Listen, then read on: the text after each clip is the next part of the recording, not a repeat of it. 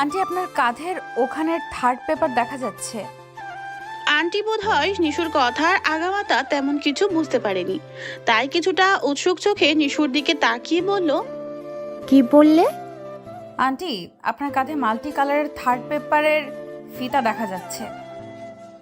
Aunty আর চোখে কাঁধের দিকে তাকিয়ে কাঁধের কাছ থেকে জামাটা ঠিক করে নিশুর দিকে চোখ বড় বড় করে তাকিয়ে বলল, থার্ড পেপার মানে কি?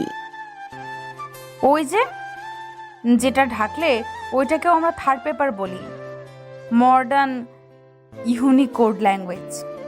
ও আন্টি, একটা কথা জানার ছিল। বলো। তার আগে আন্টি আন্টি বলা বন্ধ করো। I am not your aunty. আমার বয়স আন্টির মতো না। I am still young. Nishu তীক্ষ্ণ চোখে তার দিকে তাকিয়ে মুখ ভেঙচি কেটে মনে মনে বলল, কপাল ভালো যে আপনাকে দাদি ডাকিনি। বয়স তো আমার দাদির চেয়ে বেশি ছাড়া কম হবে না। আবার কথায় কথায় ইংলিশ মারাচ্ছেন, হ্যাঁ বুড়ি। অবশ্য আন্টি নিশুর ভেঙচি দেখলো না, কারণ নিশু বোরকা পরা, হিজাব নিয়ে নাক মুখ ঢাকা, খালি চোখ দেখা যায়। নিশু আন্টির দিকে খানিকটা ঝুঁকে বলল, ঠিক আছে আন্টি, ডাকবো না। তবে আগে বলুন, মাল্টি কালারের থার্ড পেপার কোথায় পেলেন? আমরা তো পাই না। কোন ব্র্যান্ড? দেখতে কিন্তু হেব্বি। তারপর চোখ মেরে ঠোঁট গোল করে শীষ বাজালো নিশু। আন্টি নড়ে চড়ে দাঁড়ালেন। জীবনে প্রথম তার মনে হচ্ছে তাকে কেউ ইভটিজিং করছে, তাও কোনো ছেলে নয়, বরং একটা মেয়ে। আন্টি গম্ভীর গলায় বলল, তুমি তো ভারী বেয়াদব মেয়ে। এমন করে ছেলেদের মতো চোখ মেরে শীষ দিয়ে কেউ কথা বলে? যা বাবা, আপনি এখানে বেয়াদবের কি দেখলেন? এমন ভাবে কথা বলছেন যেন ব্র্যান্ড না, আপনার সাইজ জিজ্ঞেস করছি। আচ্ছা, আপনার সাইজ তো পুরো বাচ্চা হাতির সাইজ, মেবি 42 নাকি 44, তাই না আন্টি? এবার আন্টি যে ভয়ানক খেপে গেল তা নিশু ভালো করে বুঝতে পারছে, তাই কথা না বাড়িয়ে চুপচাপ একটু দূরে গিয়ে বলল, ব্র্যান্ডের নামটা বললে ভালো হতো আন্টি। তারপর আন্টির অগ্নি চোখ উপেক্ষা করে হাসতে হাসতে ব্যাংক থেকে বের হয়ে গেল। মাসিক ডিপোজিট প্রিমিয়াম স্কিম মানে সহজ ভাষায় ডিপিএস লেখাতে ব্যাংকে এসেছিল। সেখানে কতক্ষণ লাইনে দাঁড়িয়ে থাকতে থাকতে চরম বিরক্তিকর পর্যায়ে পৌঁছে গিয়েছিল। ভাবলো বোরিংনেস কাটাতে কিছু করবে, তাই চারিদিকে খেয়াল করতে আন্টির দিকে তাকাতেই মনে হলো আন্টি একটু বেশি ন্যাকা টাইপ। আন্টি কেমন কেমন ভাব করে চারিদিকে তাকাচ্ছে। পরনে দামি সিল্কের কামিজ আর প্লাজো, ওড়নাটাও স্টাইল করে পিন দিয়ে সেট করা। কতক্ষণ পর উফ, গরম বলে হাত দিয়ে মুখে ভঙ্গিতে বাতাস করছে, অথচ ব্যাংকে মাথার উপর বড় বড় দুটো ফ্যান ফুল স্পিডে ঘুরছে। নিশু ভাবলো ঢঙ্গি আন্টিকে একটু টিজিং করা যাক। যেই ভাবা সেই কাজ। ব্যাংকের বাইরে এসে বলল, এখন পার্লারে গিয়ে ঝাক্কাস একটা ফেসিয়াল দিতে হবে, নয়তো বিকেলে পেতনির মতো দেখাবে। বিকালে নিশুকে দেখতে আসবে। অন্য কেউ দেখতে আসলে নিশুর রণচণ্ডীর রূপ নিতে দুইবার ভাবতো না, কিন্তু আজ ওর প্রেমিক আহসানের ওরফে আহুর বাবা মা আর পরিবারের সবাই দেখতে আসবে, সাথে এঙ্গেজমেন্টও হবে। দীর্ঘ 4 বছর আহুর সাথে প্রেম করার পর আজ ওদের সম্পর্ক নতুন মোড় নেবে, তাই সুন্দর করে সাজা দরকার। পার্লারে যাবার জন্য নিশু মূলত বোরখা পরছে, কারণ ফেসিয়াল করে বাড়ি ফেরার সময় স্কিনে রোদ লাগলে প্রবলেম হতে পারে। পার্লারে গিয়ে মুখে ফেস মাস্ক লাগিয়ে এক্সিকিউটিভ চেয়ারে আরামদায়ক ভঙ্গিতে শুয়ে নিশু ভাবছে, আহুর সাথে বিয়ে করতে ওকে কম ঝামেলা পোহাতে হলো না। আহুকে নিশুর পরিবার মোটেও মানতে চাইল না। নিশুর বাবা যখন বলল এ ছেলে আমার পছন্দ না, তখন নিশু বাবার সামনে গিয়ে কোমরে হাত দিয়ে জিজ্ঞেস করলো, আহুর মধ্যে সমস্যা কি? দেখতে সুন্দর, স্মার্ট, উচ্চশিক্ষিত, ভালো জব করে, বাবার বিশাল সম্পত্তি আছে, এক কথায় সর্বগুণ সম্পন্ন। তবে আহুকে পছন্দ নয় কেন? নিশুর বাবা বলল, ছেলের রুচি খারাপ, আর যে ছেলের রুচি খারাপ তার সাথে মেয়ের বিয়ে দিব না। কেন? কিভাবে বুঝলে আহুর রুচি খারাপ? তোর মতো বাজ খাই গুলি মেয়েকে যে ছেলে ভালোবাসতে পারে তার রুচি নিশ্চয়ই খারাপ। যে মেয়ে উঠতে বসতে ছেলেদের ইপটিজিং করে, ধরে বেড দিয়ে পিটায়, সে মেয়েকে কোনো ছেলে পছন্দ করেছে মানে সে ছেলের রুচি 100% খারাপ। তাছাড়া ছেলেটার অতিমাত্রায় ভদ্র।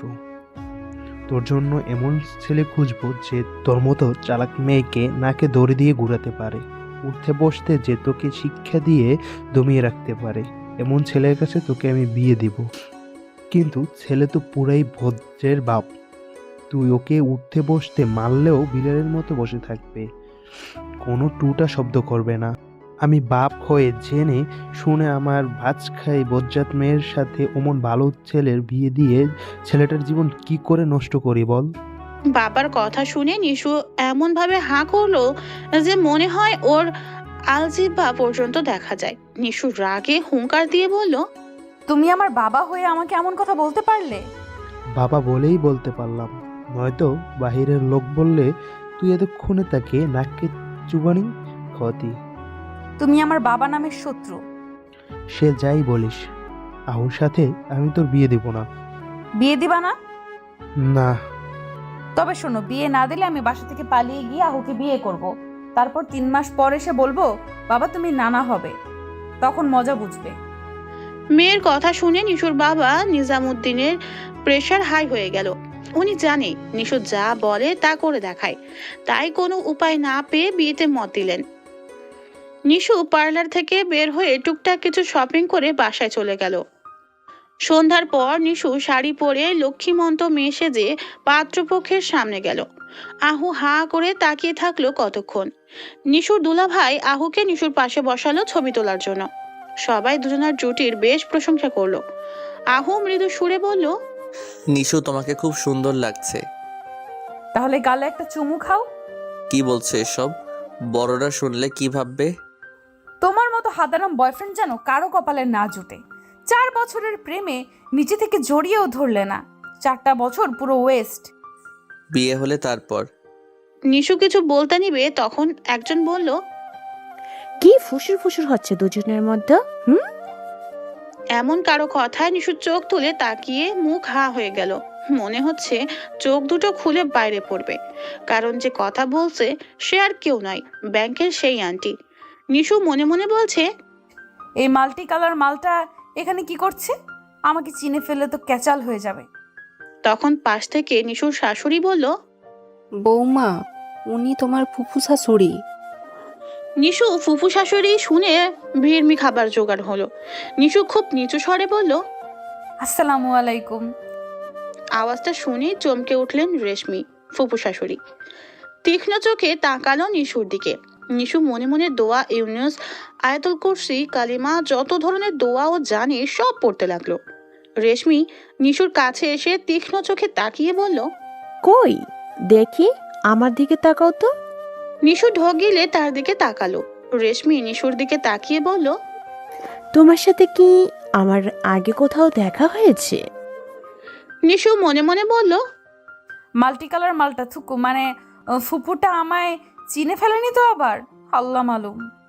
নিশু মুখে মেখে হাসির রেখা ফুটিয়ে বলল, জি না ফুফু আম্মা, হ্যাঁ আমি আপনাকে আগে কখনো দেখি নাই। ও, আমার কেন জানি মনে হচ্ছে তোমার চোখ আগে কোথাও দেখেছি। তোমার গলার স্বরটা বেশ চেনা চেনা লাগছে। আচ্ছা, তুমি বোরখা পরো?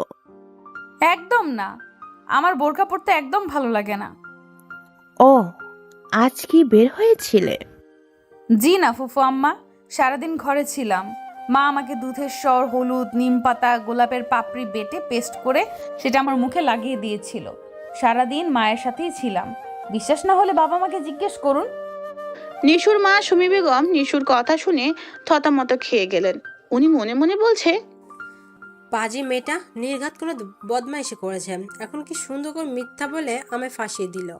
এখন আমাকে ওর জন্য মিথ্যা বলতে হবে। এই মেয়ের জ্বালায় আল্লাহ নির্ঘাত আমাকে নরকে পাঠাবে। আমি তো ওর মতো পানির মতো মিথ্যা বলতে পারি না, তবুও চেষ্টা করতে হবে। মানে বিয়েটা হয়ে গেলে পুরো এলাকা হাফ ছেড়ে বাঁচবে। এ তো মেয়ে না, টাইম বোম, যার ঘড়ি কাটা নষ্ট যখন তখন, যেখানে সেখানে ধুমধাম ফেটে যায়। রেশমি নিশুর মায়ের দিকে তাকাতেই সুমি বেগম একটু হেসে বলল, জি বেন, সত্যি বলছে, সারাদিন আমার সাথেই ছিল। রেশমি আরো কিছু বলতে গেলে আহুর মা আহিয়া বেগম বলল, কি শুরু করলি রেশমি? প্রশ্ন ব্যাংক খুলে বসলি এখানেও? এখানে পুলিশগিরি করিস না বোন। যা বৌমাকে আশীর্বাদ কর। রাতে আহু নিশুর ফোনে জিজ্ঞেস করলো, নিশু সত্যি করে বলো তো ব্যাপার কি? ফুপি কি তোমাকে চিনে? হ্যাঁ আবার না। মানে? নিশু ব্যাংকের ঘটনা খুলে বলল। আহু শুনে হাঁ হয়ে বলল, সর্বনাশ, টিজিং করার আর লোক পেলে না, তাও রেশমি ফুপুকে। কেন, তোমার ফুফুকে বাঘ না ভাল্লুক? তার চেয়েও বেশি। Why baby? ফুপিকে আমাদের পুরো বংশের লোক ভয় পায়। উনি রাজশাহী জেলার ডেপুটি কমিশনার ছিল। দীর্ঘদিন পুলিশি কাজে দেশ সেবায় নিজেকে বিলিয়ে দিয়েছেন। বিয়ে পর্যন্ত করেনি। জানো ফুপু, তার জীবনে 5টা এনকাউন্টার করছে। নিশুর হাত থেকে দুম করে ফোনটা পড়ে গেল। ফোনটা তুলে বলল, লা ইলাহা ইল্লা আনতা সুবহানাকা ইন্নী কুনতু মিনাজ জালিমিন। তোমার ফুফু এত ভয়ঙ্কর, এত ভয়ানক? জি, আমার বাবা তার বড় ভাই, তবুও বাবা তাকে ভয় পায়। আমাদের বাড়িতে তার কথার নড়চড় হয় না। সে গত বছর অবসর নিচ্ছে। 1 বছর আমেরিকা তার ছেলে রিমনের কাছে ছিল। এই না বললে সে বিয়ে করেনি, তবে ছেলে কোথা থেকে আসছে? লাউ গাছ থেকে ছিঁড়ে আনছে নাকি? নিশু, পুরা কথা তো শুনবা। রিমন আমার বড় ফুপির ছেলে। রেশমি ফুপি ছোট। বড় ফুপি রিমনের জন্মের পর মারা যায়। রেশমি ফুপি তখন রিমনকে নিজের ছেলের মতো মানুষ করতে থাকে। রিমন তাকে মা বলেই ডাকে। আর আমরা সবাই সেটা জানি আর মানি। ওয়াও, তোমার ফুফু তো জোস একজন মহিলা। জি, কিন্তু রাগী ভীষণ। যদি কোনোভাবে জানতে পারে তুমি এই কাজ করছো, তাহলে বিয়ের কথা ভুলে যাও। আমি কি ইচ্ছে করে করছি নাকি? জি, আপনি ইচ্ছে করে করছেন। আহু, হুম। এখন কি হবে? দোয়া করে যাতে তোমাকে চিনতে না পারে। নিশু চুপ করে রইল। আহু সেটা দেখে বলল, ইস্যু হুম। থার্ড পেপার মানে কি? তোমার মাথা আমার মুন্ডু। 2 দিন পর রেশমি তার কলেজের এক কাজে নিশুদের এলাকায় গেল। বহু পুরানো এক বান্ধবীর সাথে গতকাল তার দেখা হয়েছে। সে এই এলাকায় থাকে। আজ সারা দিন বান্ধবীর বাসায় থাকা প্ল্যান করে আসছে সে। আহুও তার সাথে আসছে। রেশমিকে তার বান্ধবীর বাসায় নামিয়ে দিয়ে আহু নিশুর সাথে দেখা করবে। কিন্তু নিশুদের রাস্তার মোড়ে আসতেই রাস্তার অপোজিট দিক তাকাতেই আহুর চোখ খুলে হাতে পড়ার উপক্রম হলো। রাস্তার অপোজিট সাইডে নিশু কটা ছেলেকে ব্যাট দিয়ে আচ্ছা মতো পিটানি দিচ্ছে। আহু রেশমির দিকে তাকাতেই রেশমি বলল, আহু, ওটা তোর হবু বউ নিশ্চিত ছিল। না, একদম না ফুপি, তুমি ভুল দেখছো। চলো তোমাকে তোমার বান্ধবীর বাসায় দিয়ে আসি। না, আমি ভুল দেখিনি, ওটা নিশ্চয় নিশু। চল তো। গেল গেল, আমার বিয়েটা গেল। ওরে নিশু, তুমি কেন করো হিসু? না মানে সাপের মতো হিসিস, সবসময় নাকের ডগায় রাগ নিয়ে ঘোরো। বেচারা কোনো ছেলের জানি হাত পা ভাঙছে আস। আচ্ছা নিশু, কি বিয়ের পর এমন থাকবে? আমাকেও কি মারবে? কথাটা ভাবতেই আহু গা ঝাড়া দিল। রাস্তার অপর পাশে গিয়ে ভিড় ঠেলে ভিতরে গিয়ে দেখলো একটা ছেলে রাস্তায় বসে কাঁদছে আর দুটো বলছে, ভাইরে, মেয়েদের হাতে মার খেয়েছিস বলে কাঁদিস না। আমরা তো খেয়েছি, আমরা কি কাঁদছি? ছেলেটা ই করে কাঁদতে কাঁদতে বলল, শালা, তোদের মতন ধামড়া দুটো বন্ধু থাকতে একটা মেয়ে আমাকে এমনভাবে মারলো। শালা এমন এমন জায়গায় বেড দিয়ে মারছে যে না কেউকে দেখাতে পারবো আর না সহ্য করতে পারবো, আর না নিজে নিজে ব্যথায় মলম লাগাতে পারবো। ওদের এমন উদ্ভট কথা শুনে পাশের লোকজন মুখ টিপে টিপে হাসছে। রেশমি একজনকে জিজ্ঞেস করলো, ভাই, কি হয়েছে এখানে? আর বলবেন না আপা, এই দিন হারামজাদায় একটা মেয়েকে দেখে শীষ মেরে টিস করছিল, সেটা দেখে আরেকটা মেয়ে ওদের ইচ্ছে মতন দোলাই দিয়েছে। মেয়েটা কোথায়? জানি না, হুট করে কোথায় জানি গায়েব হয়ে গেল। গায়েব কি করে হয়? আহো, চল নিশুদের বাসায়। ফুপি, সেখানে কেন যাবে? তোমার বান্ধবী তো ওয়েট করছে। আরে রাখ তো বান্ধবীর, চল আমার সাথে। রেশমি নিশুদের বাড়ির উদ্দেশ্যে হাঁটা ধরলে আহু ছেলেগুলোর কাছে গিয়ে বলল, ভাই, কাঁদিস না। তুই এমন এলাকায় এসে মেয়েদের টিচ করলি যেখানে কিনা এক সিংহী থাকে। ছেলেটা চোখ মুছে বলল, ভাই, তুমি কে? আমি ওই সিংহীর কবলে আটকে পড়া এক নিরীহ হরিণ।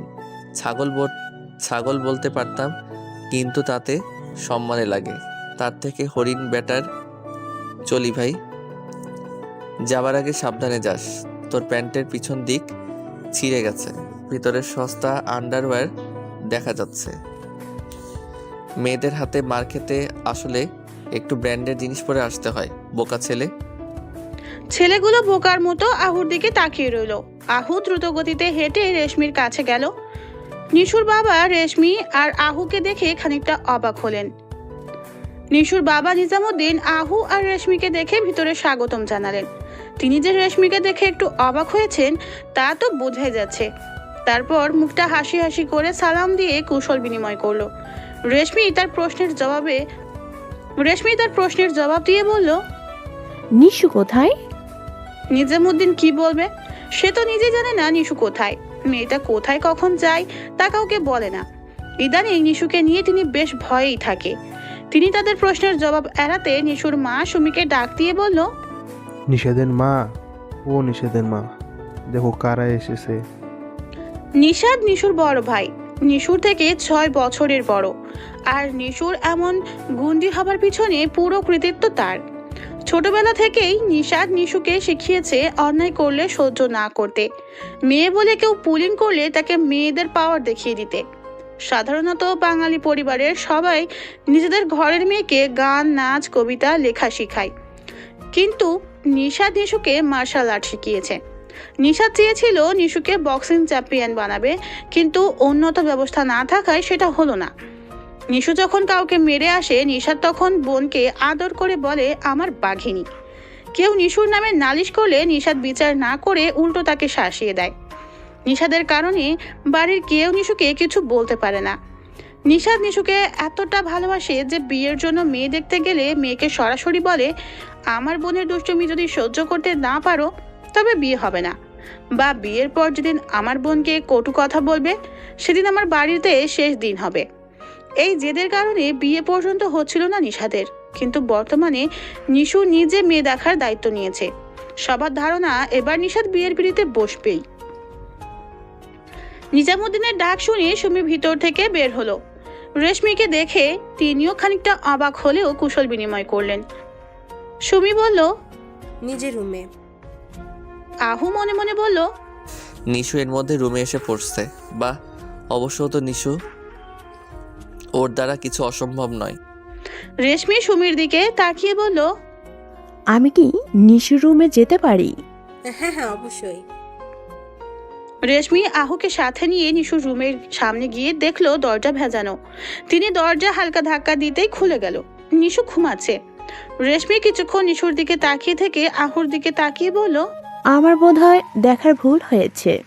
যাই হোক, আমি নিচে বেয়ানের সাথে কথা বলি, তুই ওর সাথে কথা বল।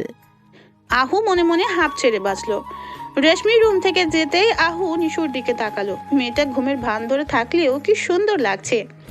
আহু নিশুর দিকে তাকিয়ে বলল, নিশু, তুমি তো আমার মনটা চুরি করে নিছো।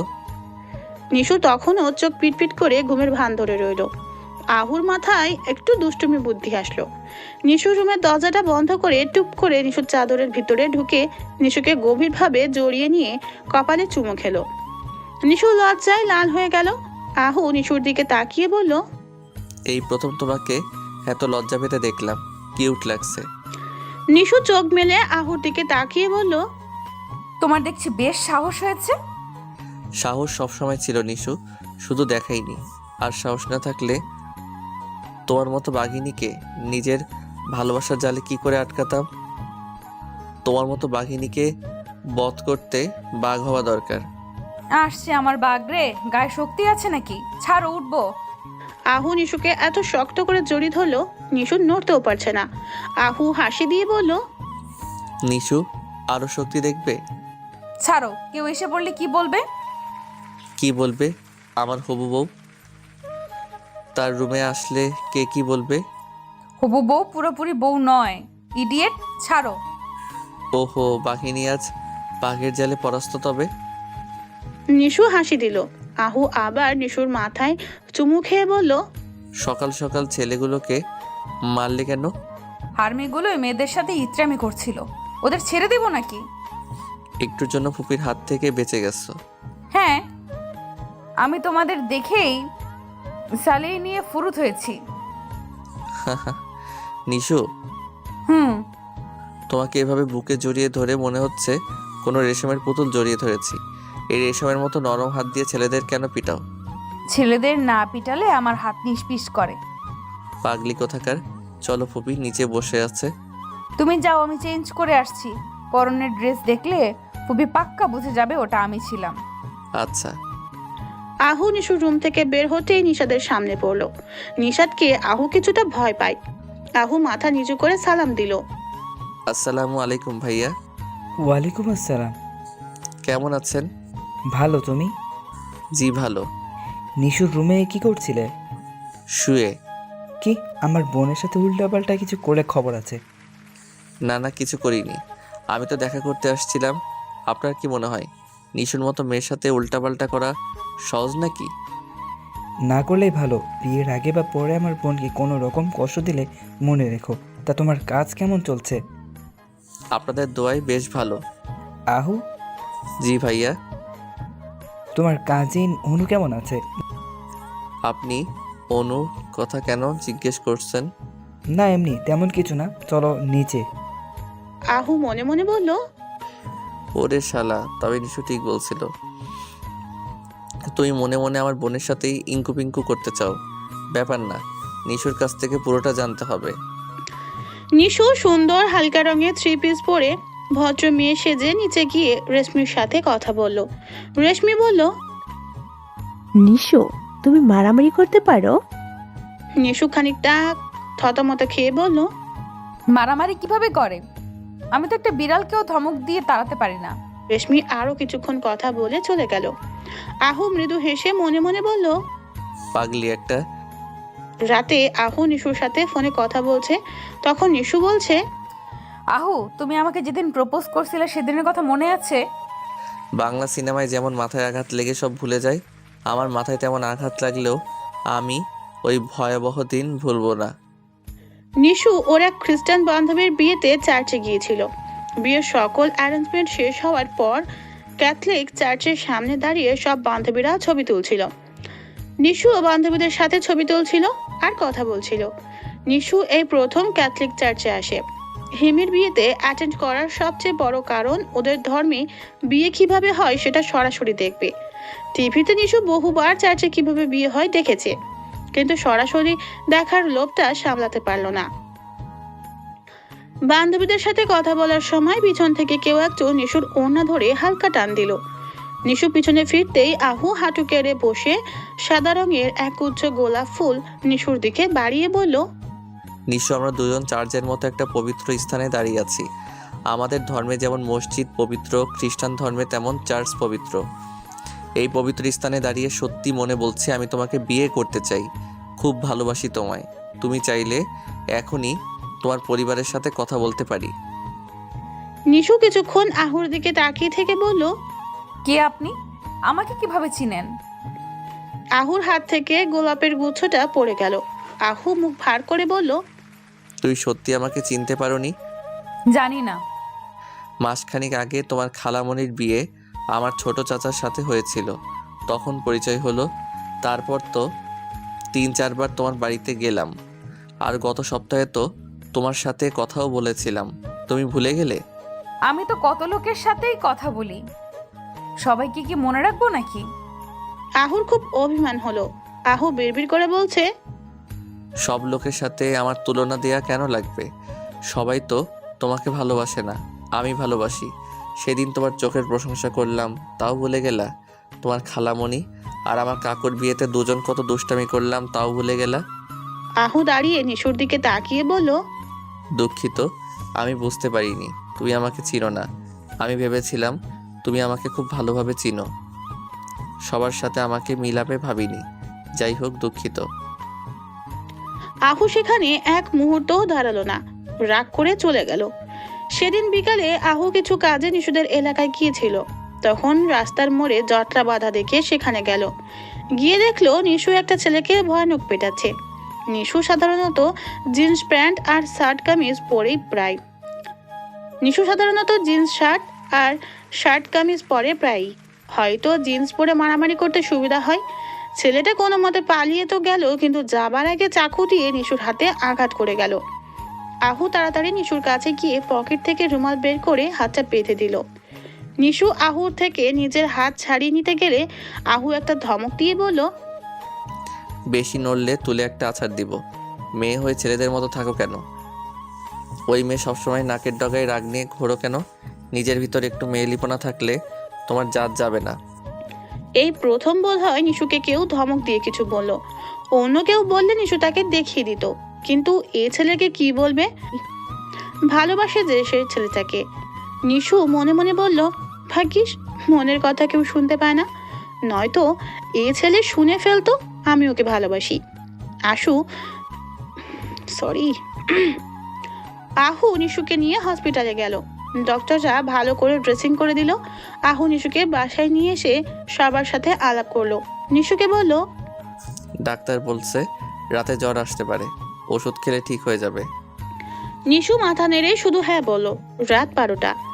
নিশু আহুর নাম্বারে ফোন দিবে কি দিবে না ভাবছে। বহু কষ্টে খালামণিকে ভুজুং ভাজুং বুঝিয়ে ম্যানেজ করে আহুর নাম্বার নিয়েছে, কিন্তু এখন ফোন দিতে ভয় করছে। নিশু মনে মনে ভাবলো, আমি নিশু হয়ে ভয় পাচ্ছি তা ওই গাধাটাকে। আজ ওকে চার্চে বসে বোকা বানিয়ে একদম ঠিক করেছি। ইডিয়েটটা এতদিন আমাকে লুকিয়ে লুকিয়ে দেখেছে, অথচ প্রপোজ করার সাহস করেনি। আর আজ প্রপোজ করলো তো করলো, তাও এত এত মানুষের ভিতর চার্চে বসে। এত মানুষের মধ্যে হ্যাঁ কিভাবে বলি? আমার বুঝি লজ্জা করে না? তাছাড়া নিশাদ ভাইয়াকে জিজ্ঞেস না করে হ্যাঁ বলি কি করে? নিশু বিড়বিড় করে আবার বলছে, আমি লজ্জা পেয়েছি এ কথা ওর ঘরের লোক শুনলে নিশ্চিত কিডনি স্ট্রোক মানে কিডনি অ্যাটাক করবে। হার্ট অ্যাটাক বা স্ট্রোক তো কত লোকই করে, কিডনি অ্যাটাক কয়জন করে? নিশু অনেকক্ষণ ভেবে ভেবে ফোনটা হাতে নিয়ে আহুকে কল দিয়েই ফেললো। এত রাতে ঘুম ঘুম চোখে নিশুর নাম্বার দেখে আহুর সব ঘুম উড়ে গেল। ফোন রিসিভ করতেই হ্যালো বলার পর দুজনেই খানিক সময় চুপ রইল। আহুকে চুপ দেখে নিশু আহুকে ধমক দিয়ে বলল, কি হয়েছে কি? বাদুরের মতো চুপ করে আছেন কেন? কথা বলেন না কেন? না মানে তুমি এত রাতে আমাকে ফোন দিছো, ঠিক বিশ্বাস হচ্ছে না। তুমি আমার নাম্বার কোথা থেকে পেলে? খালামণির কাছ থেকে নিয়েছি। আমাকে অসুস্থ রেখে সেই যে গেলেন, কই একবারও তো ফোন দিয়ে খোঁজ নিলেন না। না মানে যদি কিছু মনে করো। এই আপনার ভালোবাসা? কি? আমি আমার বড় ভাইকে আপনার প্রপোজের কথা বলছি। আহু ভয় পেয়ে তুতলাতে তুতলাতে বলল, কি? কেন? বারে ভাইয়াকে না বললে বিয়ে কিভাবে হবে? মানে? ভাইয়া বলছে আমি কেবল অনার্স প্রথম বর্ষে পড়ি, অনার্স শেষ না হলে বিয়ে দিবে না। হ্যাঁ তো? দূর, কলা গাছের বাদুর জানি কোথাকার। সেই থেকে কি কেন হ্যাঁ তো হ্যাঁ করেই যাচ্ছে। গাধার খালাতো ভাই বোঝেও না ভাইয়া আমাদের সম্পর্কে রাজি। আমাদের আবার কিসের সম্পর্ক? তুমি তো আমায় চিনোই না। শালা বাদুর, বেশি কথা পেঁচালে ঠ্যাং ভেঙে কলা গাছে ঝুলিয়ে দেব, তখন মজা বুঝবি। Nishu, mind your language. তোর ল্যাঙ্গুয়েজের গুষ্টি টুট টুট টুট। কতক্ষণ যাবত এটা বোঝাতে চাইছি আই লাভ ইউ টু, কিন্তু সাহেব কথা পেঁচাচ্ছে। বেশি কথা পেঁচালে আমার মাথা হেব্বি গরম হয়ে যায়। মুচকি হেসে আহু বলল, সরি। It's okay. কবে থেকে আমার মতো বাদুরকে ভালোবাসেন? প্রথম থেকেই। তো তখন নাটক কেন করলা? তো কি করব, ভাইয়াকে না বলে আমি কোনো সিদ্ধান্ত নিই না। ও তো এখন কি করব? আচ্ছা আচ্ছা, গাধার পাল্লায় পড়লাম তো। বলি তোমাকে কি এখন প্রেমও করা শিখাবো? আহু অট্ট হাসি দিয়ে বলল, তোমার প্রেম তো মারামারি করা, প্রেম তো আমি তোমায় শিখাবো নিশু। রোজ প্রেমের নতুন নতুন অধ্যায় পড়াবো, শিখাবো, শিখবে? নিশু লজ্জা পেলেও আহুকে বুঝতে দিল না। বুঝতে দিলে নিশু আরো লজ্জা পাবে। সেই থেকে আহুর উপর নিশুর গুন্ডামি শুরু। নিশু চুপচাপ ভদ্র মেয়েদের মতো রেশমির সামনে বসে আছে। রেশমিকে দেখে বোঝা যাচ্ছে সে বেশ রেগে আছে, কিন্তু নিশু রেশমির রাগের কারণ বুঝতে পারছে না। নিশু মনে মনে বলছে, আজ তো কাউকে মারিনি, মানে তিনি আমাকে মারতে দেখেনি, তবে কেন রেগে আছে? তাছাড়া আজ আহুদের বাসায় আমাদের বাসার সবাই দাওয়াতে আসছে। তাছাড়া আজকে আমাদের বিয়ের তারিখ ফিক্সড হবে, তবে এই মাল্টি কালার মালটা রেগে আছে কেন? আর রাখছে তো রাখছে, আমার দিকে ফুলন দেবীর মতো অমন করে তাকিয়ে আছে কেন? ডাল মে কুচ কালা হ্যাঁ নিশু। আহু দুবার রুমে ঢুকতে গেছিল, রেশমির ধমক দিয়ে তাড়িয়ে দিয়েছে। এখন আহু দরজায় কান লাগিয়ে শোনার চেষ্টা করছে ভিতরে কি হচ্ছে। আহু দরজায় কান পেতে শোনার অনেক চেষ্টা করলো, কিন্তু কিছুই শুনতে পেল না। কিছুক্ষণ পর রেশমি আর নিশু দুজন হাসতে হাসতে রুম থেকে বের হলো। আহু চোখ বন্ধ করে মাথা ঝাড়া দিচ্ছে, আবার চোখ ভালো করে আঙুল দিয়ে কষলে সামনে তাকিয়ে দৃশ্য দেখে পুরো হা হয়ে গেল। আহু বিড়বিড় করে বলছে, দুই বাঘিনী একসাথে হেসে হেসে কথা বলছে, ভয়ানক দৃশ্য। ছোটবেলা থেকে তো জানতাম দুই বাঘিনী এক বনের এক এলাকায় থাকা দুষ্কর, এরা দেখছি হেসে হেসে কথা বলছে। রেশমি সবার সাথে বসে কথা বলার সময় আহু নিশুকে নিজের রুমে নিয়ে গিয়ে বলল, কি ব্যাপার? কি ব্যাপার কি? ফুপি তোমাকে রুমে নিয়ে গেল রাগ করে, আর বের হলো হেসে, ব্যাপারখানা কি? ব্যাপার হলো তোমার ফুপি জেনে গেছে আমি সেই মেয়ে যে ব্যাংকে তাকে টিস করেছিল, আর ছেলেদের পিটানি দিতে আমার জুরি মেলা ভার। সর্বনাশ, আমার বোধহয় আর বিয়ে হবে না। ও নিশো, আমি যে অন্য কাউকে তোমার জায়গায় বসাতে পারবো না। চুপ! আমার জায়গায় অন্য কাউকে বসানোর চিন্তা করলে তুমি জীবনে বাবা হতে পারবে না আহু। পাগলা কুত্তাকে দাও ইঞ্জেকশন, তোমার বাম্পে দিয়ে দিব। নিশো, এসব কি বলো? ভয়ঙ্কর সব কথাবার্তা। তা ফুপি যখন সব জেনে গেল তখন সে তোমার সাথে হাসতে হাসতে কেন বের হলো? তোমার ফুপি পুলিশ থাকাকালীন সবাইকে 3rd ডিগ্রি টর্চার দিত, আর আমি তাকে অন্যরকম টর্চার করার ভয় দেখিয়েছি। অন্যরকম টর্চার? সেটা আবার কি? কাম জানো, কাছে আসো, তোমাকে ফ্ল্যাশব্যাক দেখাচ্ছি। আহুর গালে গাল লাগিয়ে নিশু বসলো। রেশমি নিশুকে রুমে নিয়ে গিয়ে বলল, তুমি সেই মেয়ে যে ব্যাংকে আমার সাথে বেয়াদবি করেছিলে। সেদিন রাস্তায় মোড়েও তুমি মারামারি করেছিলে। তুমি কি ভেবেছিলে আমাদের আগে জলদি ঘরে গিয়ে ঘুমানোর নাটক করলে পার পেয়ে যাবে? তুমি কি নিজেকে তো চাদর দিয়েই ঢেকে রেখেছিলে, কিন্তু তোমার কাদা মাখা সুচ কিভাবে ঢেকে রাখবে? তোমার ব্যাগ, হকি স্টিক মেয়েদের রুমে সাজার প্রসাধনীয় থাকে, অথচ তোমার রুমে আমি bat, hockey stick, chain, boxing gloves থাকে। আর এসব দেখে কি তোমার মনে হয় আমি কিছু বুঝতে পারিনি? তোমাদের এলাকায় খোঁজ নিয়ে জেনেছি এলাকার সবাই তোমাকে খুব ভয় করে। তুমি দেখতে মেয়েদের মতো সুন্দরী হলেও কি হবে, তোমার ভেতরে 4-5টা গুন্ডু ছেলে লুকিয়ে আছে। কোথায় আমার ভেতরে 4-5টা গুন্ডা? আমি তো আমার ভেতরে সেটা দেখতে পাচ্ছি যা আপনার ভেতরে আছে। রেশমি নড়ে চড়ে বসে বলল, ইডিয়েট, আমি চারিত্রিক বৈশিষ্ট্যের কথা বলেছি। ও, এখন বলো, তোমার মতো গুন্ডি মেয়ে যে কিনা রোজ ছেলেদের না পিটালে পেটের ভাত হজম হয় না, যাকে কিনা এলাকার বাচ্চা থেকে বুড়ো লোক গুন্ডি ডাকে, তার সাথে আমাদের ছেলে বিয়ে দেওয়া ঠিক হবে? অবশ্যই ঠিক হবে। তোমার একটা পজিটিভ দিক দেখাও। আপনার আহু আমাকে পাগলের মতো ভালোবাসে। এটা তো আহুর পজিটিভ দিক হলো, তোমার পজিটিভ দিক বলো। এটাই আমার পজিটিভ দিক। যদি বলি আমি আহুকে আমার পুরোটা দিয়ে ভালোবাসি, তবে হয়তো আপনার সেটা বিশ্বাস হবে না, বা বিশ্বাস হলেও আমার ভালোবাসার মূল্যায়ন হয়তো করবেন না। কিন্তু যেখানে আহু আমার জন্য পাগল, সেখানে আপনি আমাকে আহুর বউ হিসেবে মানতে বাধ্য। স্মার্ট গার্ল, চালাকি করে সঠিক জায়গায় হাত দিয়েছো। I know I am smart. তবু যদি না মানি তবে? ফুফু আম্মা, আপনি আমাকে বোধহয় এখনো চিনতে পারেননি। I am Nishu. কারো কোনো কিছু মানা না মানার পরও আমি করি না, আমি সেটা করি যেটা নিজের মন চায়। আহো, কিন্তু পরিবারকে কষ্ট দিয়ে তোমাকে বিয়ে করবে না। জানি, আমি চাইও না আহু তেমন করুক। যে ছেলে একটা মেয়ের জন্য নিজের অত সুন্দর পরিবার ছাড়তে পারবে, তার মানে আমার থেকে ভালো কাউকে পেলে সে আমাকে ছাড়তেও দুবার ভাববে না। আর আমার আহু তেমন নয়। Good thinking, I am impressed. জি, ধন্যবাদ।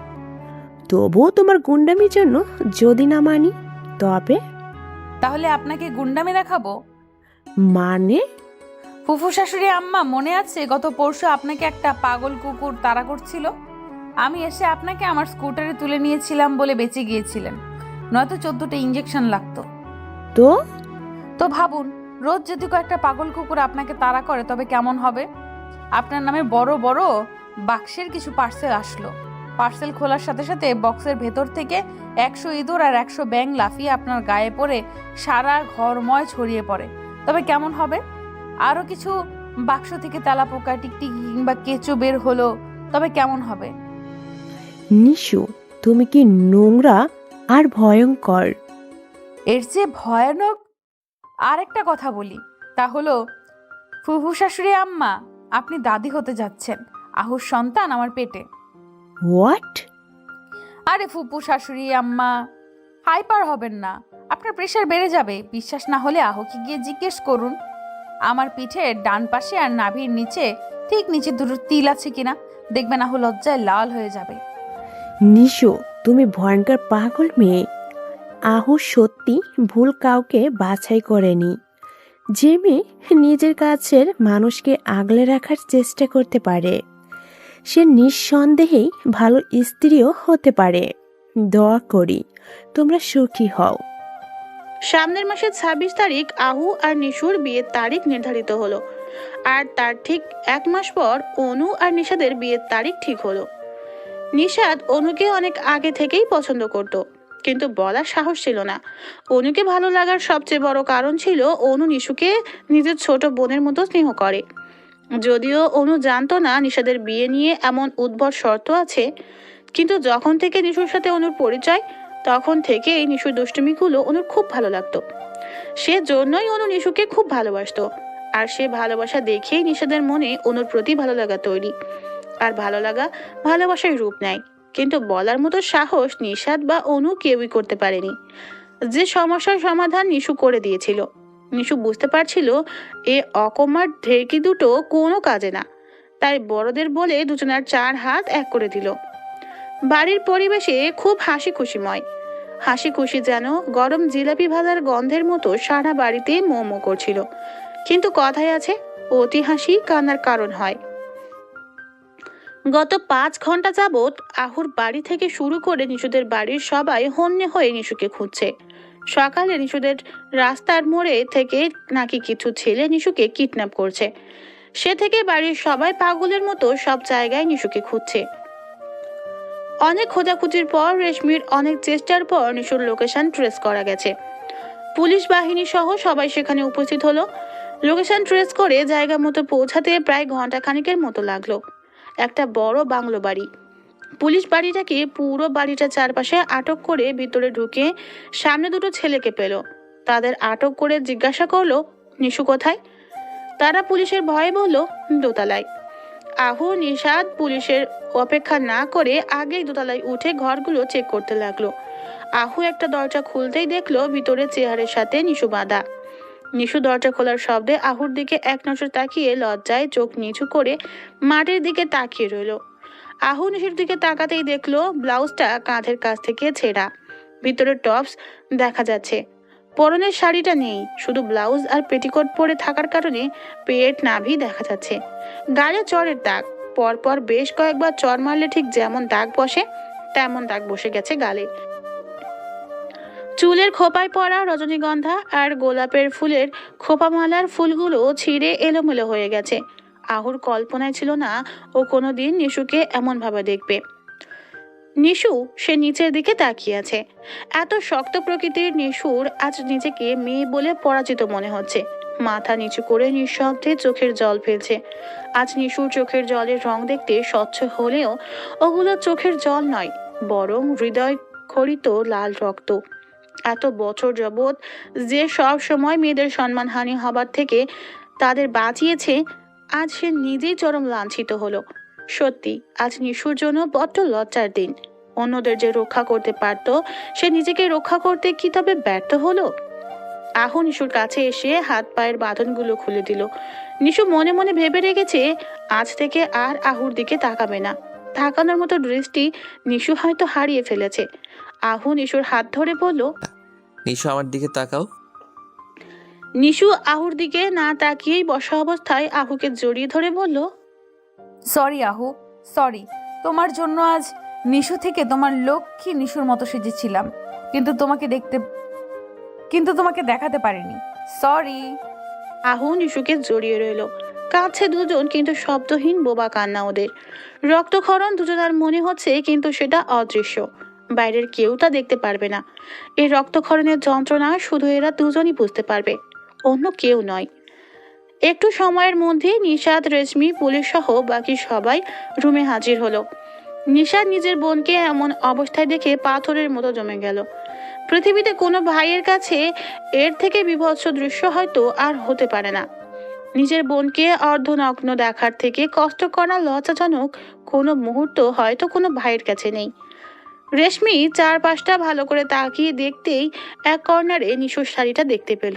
তিনি শাড়িটা এনে নিশুর কাছে দাঁড়িয়ে বলল, হো, তোরা সবাই বাইরে দাঁড়া, আমি নিশিকে শাড়িটা পরিয়ে নিয়ে আসছি।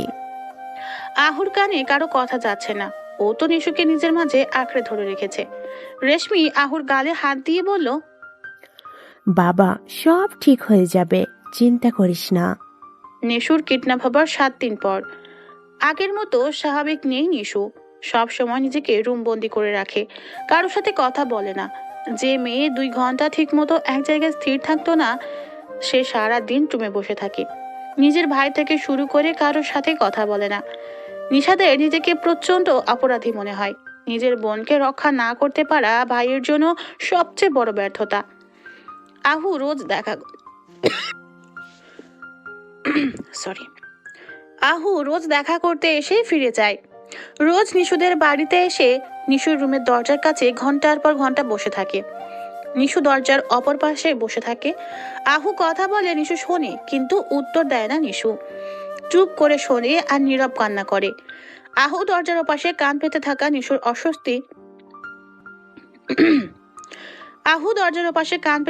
নিশুর অস্তিত্ব অনুভব করে। আজও আহু নিশুর রুমের দরজার কাছে বসে রয়েছে। নিশু ঠিক দরজার অপর পাশে, দরজার সাথে কান লাগিয়ে শুনছে আহু কি বলে। আহু দরজার কাছে গিয়ে বলল, নিশু, আজ তো একটু কথা বলো। গত 7 দিনে তুমি আমার সাথে একটু কথা বলোনি। আজ একটু বলো প্লিজ।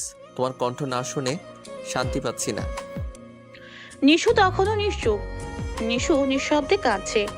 নিশু, তোমার মনে আছে মাস 4 আগে তুমি একটা মেয়েকে হসপিটালে দেখতে গিয়েছিলে? মেয়েটা সুইসাইড করতে চেয়েছিল কারণ মেয়েটাকে কেউ রেপ করেছে। তুমি মেয়েটাকে বুঝিয়েছিলে জোর করে ছুঁয়ে দিলে কেউ নষ্ট হয়ে যায় না। মেয়েরা অত সস্তার বস্তু নয় যে জোর করে ছুঁয়ে দিলে নষ্ট হয়ে যাবে। তুমি তখন মেয়েটাকে সমীকরণের মিশ্রণ নামক একটা বই পড়তে দিয়েছিলে, যেখানে একটা গল্প ছিল আবহমান। তুই বলেছিলে গল্পটার নায়ক মেয়েদের মতো ছেলে হয় না। আমি সেই গল্পের নায়ক মেয়েদের মতো হতে চাই না, শুধু ওর মতো প্রিয় মানুষটার হাতটা শক্ত করে ধরতে চাই। নিশু গল্পের রুষা কিন্তু ধর্ষিত হওয়ার পরও নিজের মনোবল অটুট রেখেছিল। তবে তুমি আমাদের নিশু হয়েও কেন পারছো না? তুমি তো ধর্ষিতা নও, তোমাকে ওরা শুধু তুলে নিয়ে গিয়েছিল। এছাড়া তো তোমার কোনো ক্ষতি হয়নি। নিশু প্লিজ একবার আমার মুখোমুখি হও, আমি তোমায় কিছু বলতে চাই। নিশু দরজা খুলে আহুর পাশে বসে বলল, আমার সাথে ওরা ঠিক কি কি করছে শুনবে তুমি? আসো, ভেতরে আসো। এলাকার সবার মতে নিশুর ধর্ষণ হয়েছে, কিন্তু যেটা পুরোপুরি ঠিক না। নিশুর ধর্ষণ হয়নি, শুধু অপহরণ করা হয়েছিল। নিশুকে ওদের এলাকার কমিশনারের ছেলে সাকি তুলে নিয়ে গিয়েছিল, কারণ নিশু সাকিকে একবার সর্বসম্মুখে অপমান করেছিল। নিশু সেদিন সাকিকে অপমান করে ভুল কিছু করেনি। সাকি সেদিন একটা মেয়ের সাথে খুব নোংরামি করছিল, আর নিশু সেটার প্রতিবাদ করেছিল মাত্র। সেই রাগটা মেটাতেই সাকি নিশুকে কিডন্যাপ করেছিল, কিন্তু ওরা নিশুর সাথে তেমন কিছুই করতে পারেনি। সাকি এবং সাকির 2 বন্ধু জাহিদ এবং উজ্জ্বলের বলা অনুসারে ওরা নিশুকে সকালে নিশুদের এলাকা থেকে কিডন্যাপ করে বাংলোতে আনে ঠিকই, কিন্তু তখনই সাকির বাবা জরুরি কাজে 3 জনকেই ডেকে পাঠায়, যার ফলে ওরা নিশুকে অজ্ঞান অবস্থায় বেঁধে রেখে নিজেদের কাজে গিয়েছিল। দুপুরের পর ফিরে সাকি নিশুর কাছে যায়, কিন্তু তখন আবার সাকির বাবা সাকিকে ফোন দেয় ওর দাদা নাকি মারা গেছে। সাকির দাদা মারা যাবার কথা শুনে সাকি চলে যায়, আর জাহিদ উজ্জ্বলকে রেখে যায় নিশুকে পাহারা দিতে, আর ওদের বলে যায় ওর আগে যেন নিশুকে কেউ স্পর্শ না করে। জাহিদ আর উজ্জ্বল সাকিকে ভীষণ ভয় পায়, তাই সাকির কথার অবাধ্য হয়নি। সাকি আবার ফিরে আসার আগেই পুলিশ সেখানে যায় আর নিশুকে উদ্ধার করে। পরের দিন সাকিকে আটক করা হয়েছে। কিডন্যাপিং ও অ্যাটেম্পট টু রেপ করার অপরাধের মামলা করা হয়েছে ওদের নামে। বিচার কার্য কি হয় দেখা যাক। আজ নিশু আহুর সাথে নিজের বিয়ে ভেঙে দিয়েছে। সাকিকে পুলিশ আটক করার পর আহু আর নিশাদ থানায় গিয়েছিল। থানায় গিয়ে পুলিশকে বলল 10 মিনিটের জন্য সাকিদের সাথে ওদের দুজনকে জেলে ঢুকিয়ে দিতে, কিন্তু পুলিশ এমনটা কখনোই করবে না। রেশমি, নিশাদ আর আহুকে অনেকভাবে বুঝিয়ে বাড়ি পাঠায়। আজ যদি নিশুকে সবাই ফিরে পেয়ে থাকে তবে সেটা একমাত্র রেশমির কারণে। রেশমি বহু বছর পুলিশ হিসেবে দেশ সেবায় নিয়োজিত থাকায় ও জানে কখন কি ব্যবস্থা নেওয়া দরকার।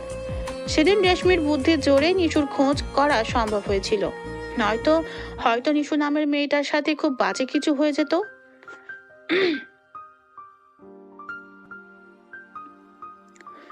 নিশু রুম থেকে বের হয়ে আহু চুপচাপ নিজের বাড়ি চলে গেল।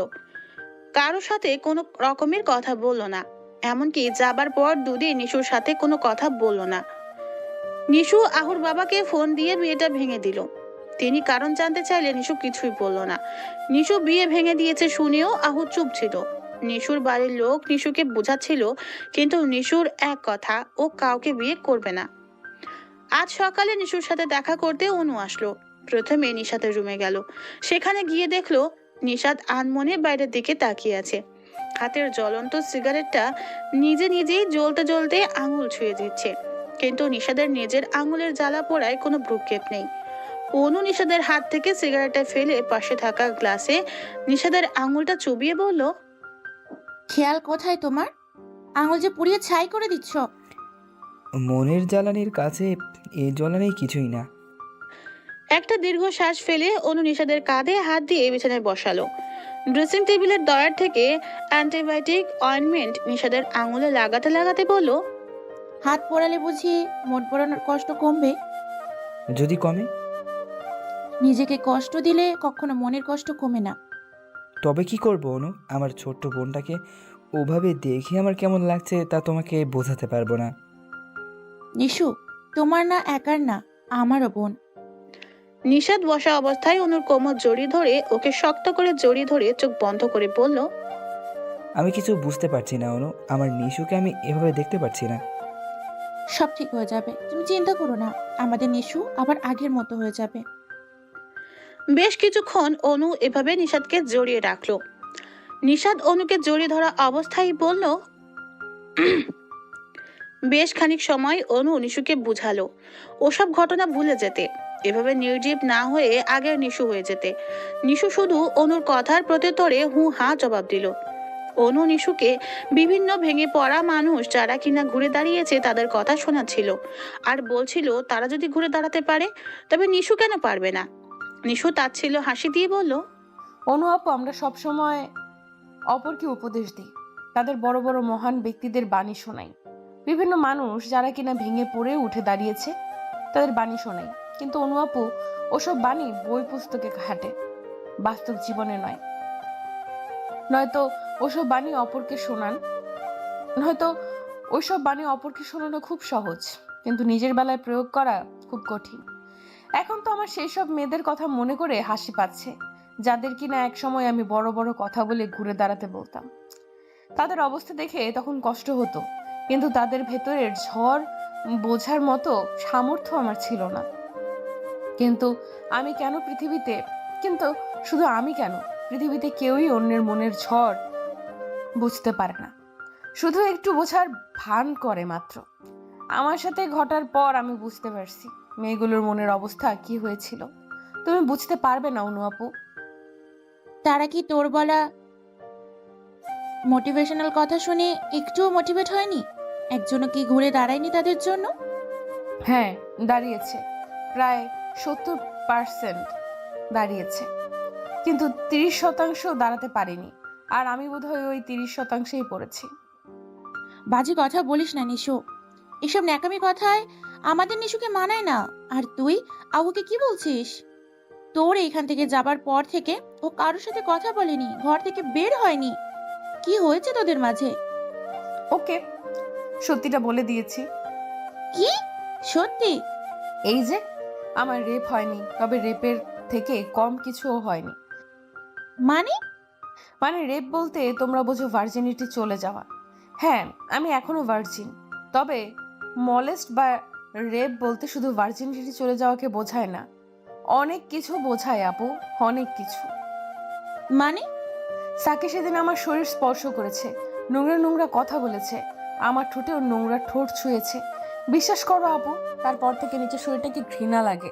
মনে হয় শরীরের যেখানে যেখানে ও স্পর্শ করেছে সেখানটা কেটে ফেলি, কিন্তু পারি না। মানসিকভাবেও প্রতি সেকেন্ডে টর্চার করছে আমায়। ওর বিচ্ছিরি হাসি, নোংরা কথা, অশ্লীল স্পর্শ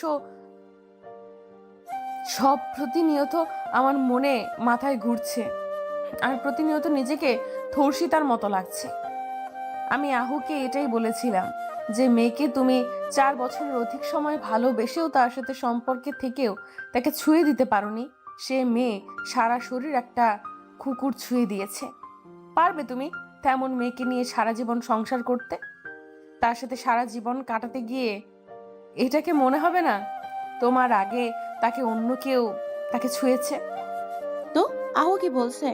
কোনো কথা বলেনি, কতক্ষণ আমার দিকে তাকিয়ে থেকে চলে গেছে। আপু প্লিজ এসব কথা বলো না, ভালো লাগছে না। তুমি যাও ভাইয়ার সাথে গল্প করো, আমার ঘুম পাচ্ছে, ঘুমাবো। অনু আর কোনো কথা বলল না, চুপচাপ রুম থেকে বের হয়ে গেল। অনু বের হওয়া মাত্রই নিশাদ অনুকে বলল, কি হলো? কিছু বলেছে ও?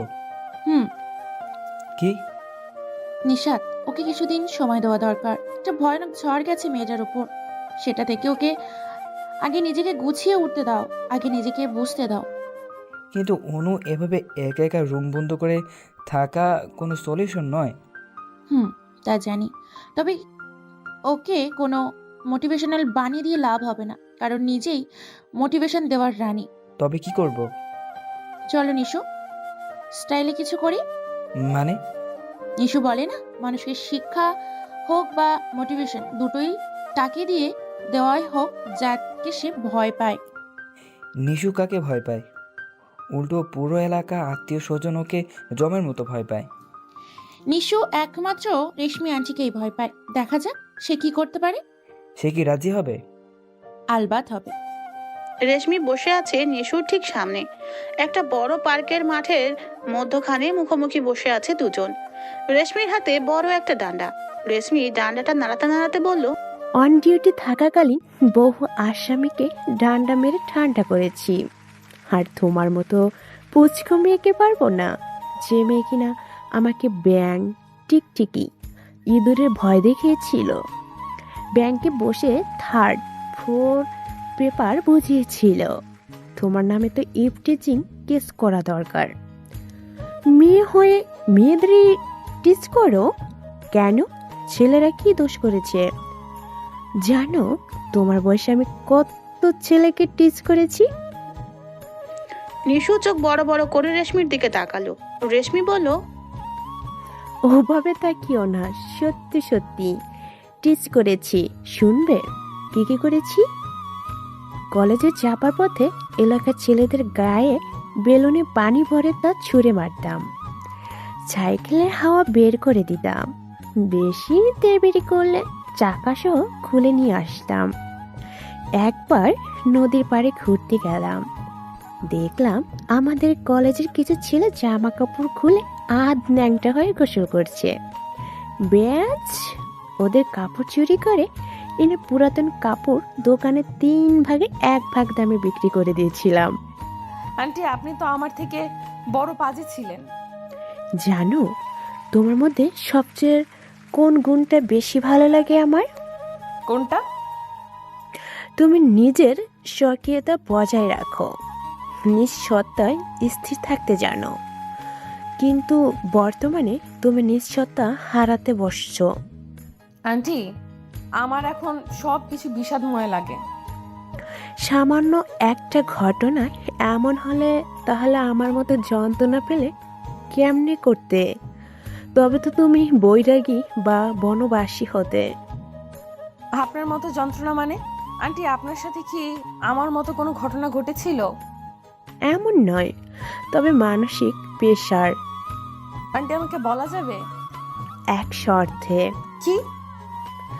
এ ঘটনা তুমি আমি ছাড়া তৃতীয় কেউ জানবে না, এমনকি আহুও না। ওকে, ডান। জানো আমি বিয়ে কেন করিনি? হ্যাঁ, দেশ সেবা করবেন বলে। তেমন কিছু না। আমার সাথে বহু মহিলা আছে যারা সংসার সামলেও চাকরি করেছে, দেশ সেবা করছে। তবে বিয়ে কেন করেননি? জায়গা খেয়েছিলাম। কি?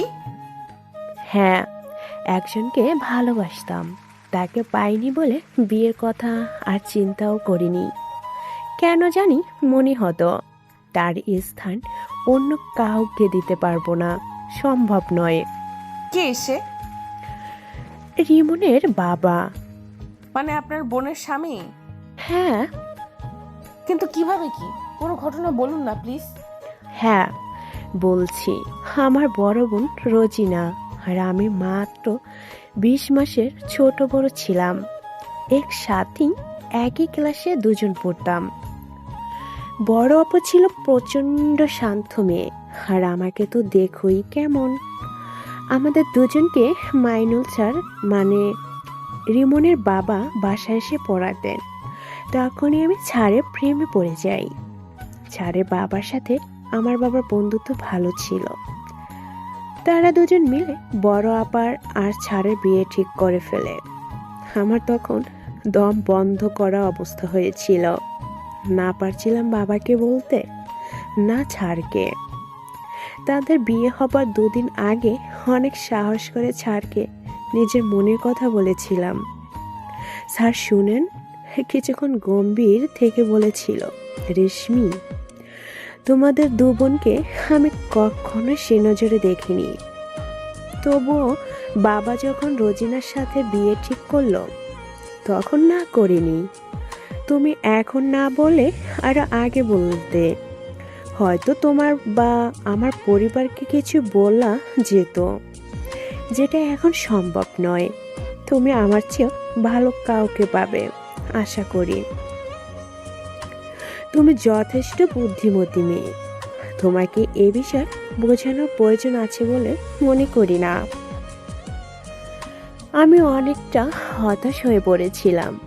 স্যারকে বলেছিলাম, আমি জানি এখন কিছু হবার নয়, আমি শুধু চাই আপনি একবার আমায় ছুঁয়ে দিন। আপনার আগে যেন আমায় কেউ স্পর্শ করতে না পারে। আপনার প্রথম স্পর্শ আমার স্বর্গীয় পাওয়া হবে। স্যার আমার মাথায় হাত রেখে মৃদু হেসে বলেছিলেন, বয়সটা আবেগের, তাই আবেগে কথা বলছো। যখন আবেগটা কেটে যাবে তখন এই স্পর্শ অভিশাপ মনে হবে। যাও, বাড়ি যাও।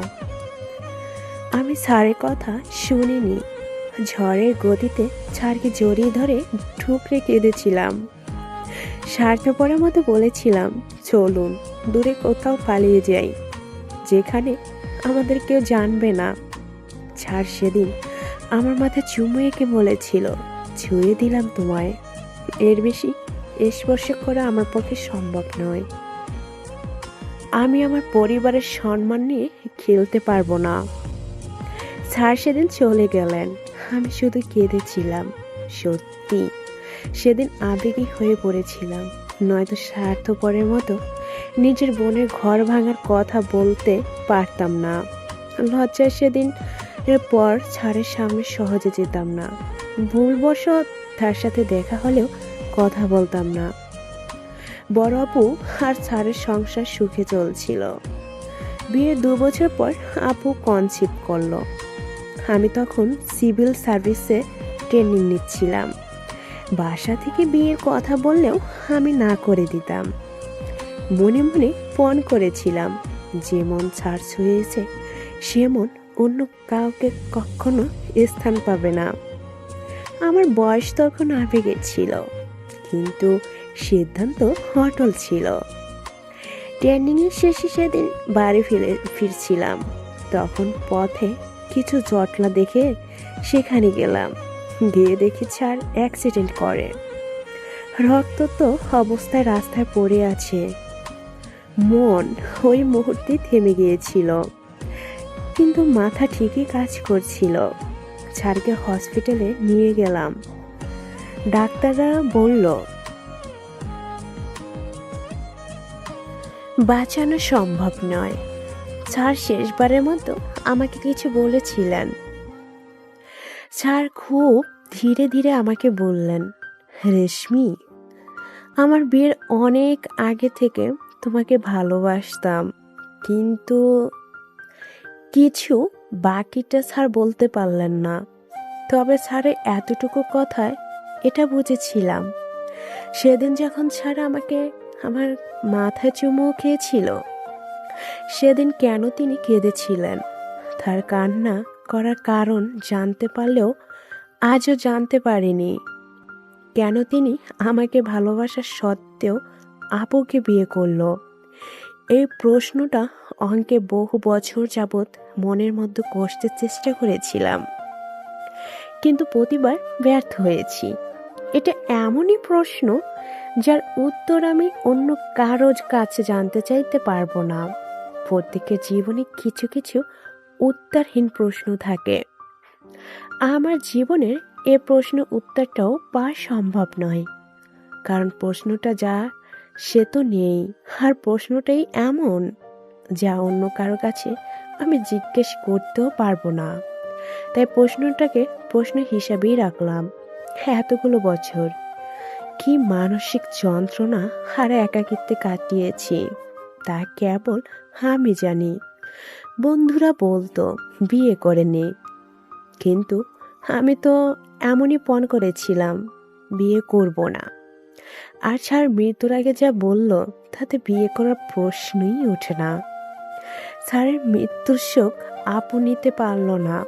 রিমন জন্মের সময় মৃত্যু হলো তার। ভেবেছিলাম কোনো একদিন প্রশ্নটা করব, কিন্তু তার হলো না। আপু স্যার দুজনেই চলে গেলেন, আমার জন্য রেখে গেলেন প্রশ্ন। তবে তারা দুজনে আমাকে বেঁচে থাকার নতুন জ্যোতি দিয়ে গেলেন, আমার রিমনকে। আমার পরিবার বিয়ের জন্য কম চেষ্টা করেননি, কিন্তু রিমনের দিকে তাকালে মনে হতো ও আপুর নয়, আমার সন্তান। ছাড় হয়তো কোনো কারণে আমাকে বিয়ে করতে পারেননি, তবে ভালো তো বেসেছিলেন, আর তার ভালোবাসার একটা অংশ রিমন। আমার বেঁচে থাকার জন্য এতটুকুই যথেষ্ট। বিয়ে না করলেও আমি আমার জীবনকে থামিয়ে রাখিনি। জীবনের সকল আনন্দ উপভোগ করেছি। হ্যাঁ, একটু ভেঙে পড়েছিলাম, তবে জীবনে উঠে দাঁড়িয়েছি, আবার হাসতেও শিখেছি। ভালো থাকতে জানি আমি। জীবনটা কোনো বস্তু নয় যে কেউ নাড়া না দিলে স্থির থাকবে। জীবনটা সাগরের ঢেউয়ের মতো, একটা ঢেউ ভাঙবে, নতুন হাজারটা গড়বে। তেমনি কোনো ব্যক্তি বা ঘটনার জন্য জীবন থেমে থাকতে পারে না। জীবনকে সাগরের মতো গড়ো, যে বিশাল হবে, মহান হবে। নিজের মাঝে ঝড় তুফান জবে, কিন্তু কিছুক্ষণ পর শান্ত হবে, এবং সেই সমুদ্রেই থাকবে সমুদ্রের ঝড়। হবে বলে কি সে সমুদ্র থাকে না? হ্যাঁ, খানিক ঝড়ের সমুদ্রে কিছুটা এলোমেলো হয়, তবে কিছুক্ষণ পর ঠিক শীতল হয়। তোমার জীবনে একটা ঘটনায় তুমি থেমে গেছো, অথচ তোমার ভালোবাসার মানুষগুলো তোমার কাছে। আর আমার জীবন সংগ্রামে ভালোবাসার মানুষটাকেই হারিয়ে ফেলেছি। পাশে হাত ধরে চলার মতো তেমন কাউকে পাইনি, তবু জীবনটাকে স্থির রাখিনি। আর তোমার নিজের মানুষটা তোমার পাশে আছে। তাছাড়া তোমার পরিবার সবাই তোমাকে সাপোর্ট করে। তবে তোমার কি ভয় বলো? নিশু, জীবনে অনেক মানুষই আসে যায়, কিন্তু আহুর মতো ভালোবেসে হাত ধরে রাখার মতো সাহস সবাই করে না। তুমি জানো, আমি প্রথমে তোমার বিয়ে ভেঙে দিতে চেয়েছিলাম। প্রথম দিন তোমাকে দেখেই বুঝেছিলাম তুমি সেই ব্যাংকের মেয়েটা। রাগ ছিল তোমার উপর খুব। তুমি বোরখা পরা ছিলে, মুখ নেকাব বাঁধা ছিল, কিন্তু তোমার ভুরুর উপরে তিলটা ঠিক দেখা যাচ্ছিল। তাই তো তোমাকে দেখেই চিনে ফেলছিলাম। বাড়ি গিয়ে আহুকে বললাম এ মেয়েকে বিয়ে করার কোনো প্রয়োজন নেই। আহু আমায় বলেছিল তোমাকে কয়দিন দেখে যেন সিদ্ধান্ত নেই। তোমার প্রতি ওর ভরসা অটল। তারপর তোমাকে দেখলাম, জানলাম, বুঝলাম, তাতে যা মানলাম তুমি ঠিক আমার অতীত। আমিও তোমার মতো চঞ্চল ছিলাম। তোমার ভিতর যেন নিজের ছায়াকে দেখলাম, যে হাসতে হাসতে, ভাঙতে গড়তে, ভালোবাসতে সব জানে। তবে হ্যাঁ, তুমি যেমন পানির মতো মিথ্যা বলো, আমি তেমন পারি না। তোমার যে অভ্যাসগুলোকে সবাই খারাপ ভাবে, সেগুলোকে আহু ভালোবাসে, আর তুমি তাকে ছেড়ে দিচ্ছ। নিশু, জীবনের পথে তোমার অভ্যাসগুলোকে খারাপ বলার লোকেরা অভাব হয় না, কিন্তু সে অভ্যাসগুলোকে ভালোবেসে কেউ তোমাকে ভালোবাসতে চায়, তার মানে সে সত্যি তোমাকে চায়। আর তুমি শুধু তাকেই ছেড়ে দিচ্ছ না, ছেড়ে দিচ্ছ নিজের জীবনটাকেও। নিশু, জীবনটা খুব ছোট, আর ছোট জীবনের প্রতিটা মিনিট, প্রতিটি সেকেন্ড মূল্যবান। সামান্য একটা ঘটনা জীবনটাকে থামিয়ে রাখা বোকামি কিনা বলো? তাও তোমার মতো মেয়ের। তুমি তো অন্যের অনুপ্রেরণা। তুমি এমন ভেঙে পড়লে তোমার ভরসায় থাকা মানুষগুলোর কি হবে? তাহলে কি করবেন? আমার মাথা করবে, গাধা যেন কোথাকার। এতক্ষণ কাকে কি বুঝালাম? সব ওয়েস্ট। ফুপু, ফুপু শাশুড়ি আম্মা গাধা না গাধি হবে। আমি ফিমেল। কি প্রমাণ তুমি ফিমেল? আপনার রাহুর সাথে বিয়ে হবার 1 বছরের মধ্যে আপনাকে পাক্কা দাদি বানিয়ে দিব। বাড়ি এসে নিশু রুমে ঢুকে দেখলো আহু ওর টেবিলে বসে একটা বই পড়ছে। নিশু একটা লম্বা শ্বাস নিল, তারপর আহুর কাঁধে হাত রেখে বলল, কখন এলে? আহু নিশুর প্রশ্নের জবাব না দিয়ে বলল, কোথায় ছিলে এতক্ষণ? তোমার রেশমি ফুপির সাথে। কেন? আন্টি ডেকেছিলেন কিছু কথা বলার জন্য। ও শোনো নিশু, আহু নিশুকে পুরোপুরিভাবে নিজের মাঝে আবদ্ধ করলো। প্রথমে নিশু একটু চকিত হলেও পরক্ষণে নিজেও মিশে গেল আহুর মাঝে। দুজনার হৃদযন্ত্রের গতি বোধহয় আগের থেকে 1000 গুণ বেড়ে গেছে। বেড়ে গেছে অস্থিরতা, ভালোবাসাহীনতা পাচ্ছে মধুরতা। আহু বেশ খানিক সময় বাদে নিশুর মুখ নিজের 2 হাতের মধ্যে নিয়ে বলল, সেদিন কি বললে অন্য একজন তোমায় নোংরাভাবে স্পর্শ করছে? আমি তোমায় মেনে নিতে পারবো কি না? নিশু, তুমি ভুলে গেলে আমি গত 4 বছরের বেশি সময়ে অগণিতবার তোমাকে জড়িয়ে ধরেছি, স্পর্শ করেছি। হ্যাঁ, সেই ব্যক্তির স্পর্শ নোংরা ছিল, কিন্তু প্রথম স্পর্শ আমার ছিল, আর আমার স্পর্শে তো তোমার প্রতি শুধু ভালোবাসা, পবিত্র ভালোবাসা। নিশু, দেখো আজ আবার তোমাকে নিজের মাঝে আবদ্ধ করে তোমায় পুরোটাই স্পর্শ করলাম। আজ সে নোংরা স্পর্শ তোমার শরীর থেকে আমি নিয়ে নিলাম, দিয়ে দিলাম আমার পবিত্র ভালোবাসার প্রলেপ। তোমার পুরোটাই এখন শুধু তোমার আহুর ভালোবাসার প্রচ্ছদ। তুমি এখন আমাতে আচ্ছন্ন। আহু নিশুর কপালে, গালে, চোখে, ঠোঁটে ছুঁয়ে বলল, আমার ঠোঁটে স্পর্শ দিয়ে সেই নোংরামি শুষে নিলাম। তুমি এখন আমার ভালোবাসায় ভালোবাসাময়ী।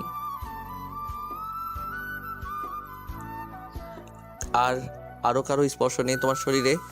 তোমার শরীর, মন, আত্মা এখন আমার বসবাস। তোমার শরীরের প্রতি বিন্দুতে এখন আমার বিচরণ। সারা জীবন আমার ছোঁয়াতে আচ্ছাদিত থাকবে তুমি। নিশুর গাল বেয়ে টুপটাপ জলধারা বর্ষিত হচ্ছে। নিশু চোখ মেলে আহুর দিকে তাকিয়ে নিজের আঙুল দিয়ে নিজের ঠোঁট ছুঁয়ে বলল, গত 4 বছরে এখানে কখনো তোমার ছোঁয়া পাইনি। এটা কি জরুরি এখন? তুমিই তো বললে আমার পুরোটা জুড়ে তোমার বিচরণ। আমি এই মুহূর্ত থেকে আমার পুরোটায় তোমার বিচরণ চাই, তোমার অস্তিত্ব অনুভব করতে চাই। তুমি পাগলি নিশু। হ্যাঁ, তোমার ভালোবাসায়। দাও না ছুঁয়ে আজ থেকে না হয় আমার পুরো নিঃশ্বাসে, রন্ধ্রে রন্ধ্রে তোমার অস্তিত্ব, তোমার বিচরণ অনুভব করি। নিশু আহুর গলা জড়িয়ে খানিকটা উঁচু হয়ে আহুর চোখে ভালোবাসার স্পর্শ দিল। নিশুর চোখ থেকে তখনও অশ্রু নামক নোনা তরল ঝরছে। আহু নিশুর গালে হাত দিয়ে প্রবল আবেগ, মায়া আর ভালোবাসায় নিশুর ঠোঁটকে ভালোবাসায় জড়ালো। নিশু সাকিকে হকি স্টিক দিয়ে পিটাচ্ছে। নিশাদ আহু তা দেখে হাততালি দিচ্ছে। গতকাল বিকালে সাকিকে জামিনে বের করা হয়েছিল, আর আজ সকালে সে তার দুর্ভাগ্যক্রমে নিশুর সামনে পড়ে। ব্যাস, কাজ খতম। বাকি কাজ নিশু করছে, মারতে মারতে ভর্তা বানাচ্ছে। সাকি আহা আহা করে চিল্লাচ্ছে। আশেপাশে কেউ কিছু বলার সাহস করছে না, কারণ সবাই জানে যে বলতে যাবে সে নিশুর হকি স্টিকের শিকার হবে। তাই চুপচাপ তামাশা দেখাকেই শ্রেয় মনে করলো সবাই। নিশাদ আহু দাঁড়িয়ে দাঁড়িয়ে চুপচাপ দেখছে আর হাততালি দিচ্ছে। বেশ খানিক সময় যাবৎ নিশু শুধু শাকির পিছনে হকি স্টিক দিয়ে মারলো। পুলিশ এসে ওকে থামালো। নিশুকে গ্রেপ্তার করতে পারলো না রেশমির কারণে। রাস্তায় শুয়ে ব্যথায় কাতরাচ্ছে সাকি। আহু শাকির পাশে বসে বলল, কি রে বাচ্চা হারামি, কেমন লাগছে? কিডন্যাপ করার আর লোক পেলি না, বেছে বেছে আমার নিশুকে কিডন্যাপ করলি। এখন মজা বোঝ। এই গন্ধ আসছে কিসের রে? শালা মায়েরকে হিসু করে দিলি নাকি? আস্তাগফিরুল্লাহ। সি কমিশনারের ছেলে হয়ে রাস্তায় মেয়েদের হাতে মায়েরকে হিসু করে দিলি? মান সম্মান সব মফিসদের বাড়ির বাথরুমে ফেলে এলি। আহু যাবার সময় শাকির পাছায় আরেকটা লাথি দিয়ে গেল। বেচারা ব্যথায় চিৎকার দিতে লাগলো। আহুর রুমে আহুর বিছানার মধ্যখানে বধূ বেশে বসে আছে নিশু, পরনে লাল বেনারসি। গুন্ডি নিশুকে বধূ বেশে এত সুন্দর লাগছে যা কল্পনার বাইরে। নিশু নিজের চুড়িতে আঙুল টানতে টানতে রিনঝিন শব্দের আবেশে হারিয়ে ভাসছে। শেষ পর্যন্ত বিয়েটা হয়ে গেল। 4.5 বছরের অপেক্ষার অবসান হলো।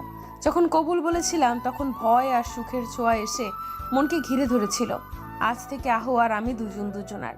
বহু প্রতীক্ষার অবসান হলো দুজনার। পুরো রুম জুড়ে গোলাপি আর নীল রং তার হালকা আলোয় স্নিগ্ধতায় মুড়ে দিয়েছে। এই আলোর কারণে নিশুর চুড়ি আর গায়ের গয়না ঝিকমিক করছে, ঠিক আলোক ছটার মতো। নিশুর নাকের হীরের নাকফুলটা বারবার চমক দিচ্ছে। এত ভারী শাড়ি গয়না পরেও নিশুর অস্বস্তি লাগছে না, বরং বেশ ভালো লাগছে। ভালো লাগছে আজ আহুর জন্য অপেক্ষা করতে। রুম স্প্রের হালকা বেলি ফুলের ঘ্রাণে মন মাতাল মাতাল করছে। কিছুক্ষণ পর আহু এলো। নিশুর মুখোমুখি বসে আঙুল দিয়ে নিশুর চুড়িতে টান দিল। হালকা টানে চুড়িগুলো রিনঝিন শব্দে নেচে উঠল। নিশু কিছুটা কেঁপে উঠল। আহু নিশুর আঙুলের ভাঁজে আঙুল ডুবিয়ে বলল, তোমাকে খুব সুন্দর লাগছে নিশু।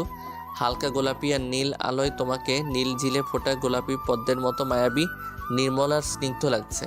তোমার নাকের নাকফুলটা সকালবেলা সূর্য ওঠার আগে যে তারাটা দেখা যায় সেই শুকতারার মতো জ্বলজ্বল করছিল, যা অপরূপভাবে চমকাচ্ছে।